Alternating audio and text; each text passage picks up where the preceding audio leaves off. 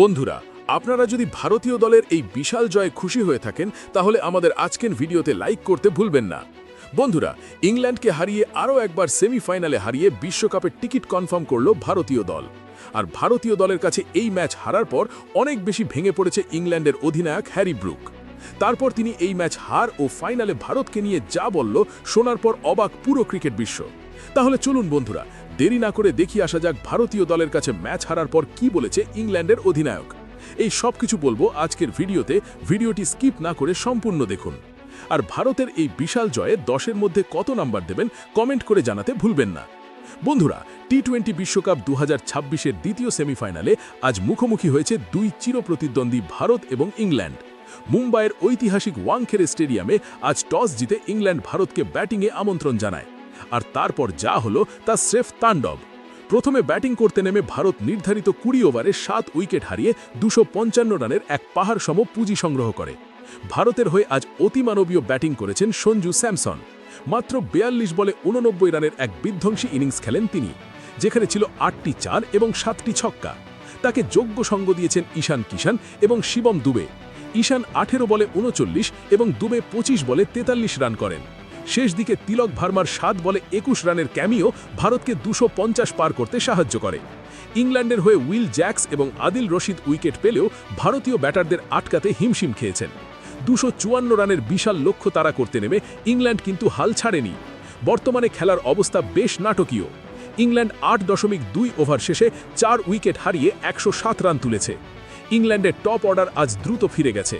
Phil Salt 5, George Butler 25 এবং Harry Brook মাত্র 7 run করে প্যাভিলিয়নে ফেরেন। তবে ক্রিজে এখন ব্যাটিং করছেন জ্যাকব বেথেল, যিনি মাত্র 16 বলে 47 রান করে রীতিমতো ঝড় তুলেছেন। তার সাথে আছেন উইল জ্যাক্স।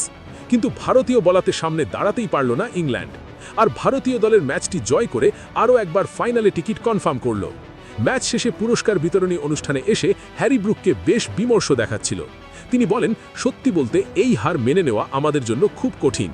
মুম্বাইয়ের এই উইকেটে 253 রান তাড়া করা অসম্ভব ছিল না, কিন্তু ভারতীয় বলাররা শুরু থেকেই আমাদের ওপর যে চাপ সৃষ্টি করেছিল তা থেকে আমরা বের হতে পারিনি।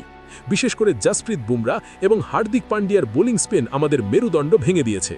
আমি নিজে সেট হয়েও বড় ইনিংস খেলতে পারিনি, যা দলের জন্য বড় ক্ষতির কারণ হয়েছে। সঞ্জু স্যামসনের ব্যাটিং নিয়ে হ্যারি ব্রুক যা বললেন তা শুনে সবাই হাততালি দিতে বাধ্য হয়েছেন। তিনি বলেন, সঞ্জু আজ যেভাবে খেলেছে তা স্রেফ বিশ্বমানের। 42 বলে 89 রানের ওই ইনিংসটি মূলত ম্যাচের মোড় ঘুরিয়ে দিয়েছে।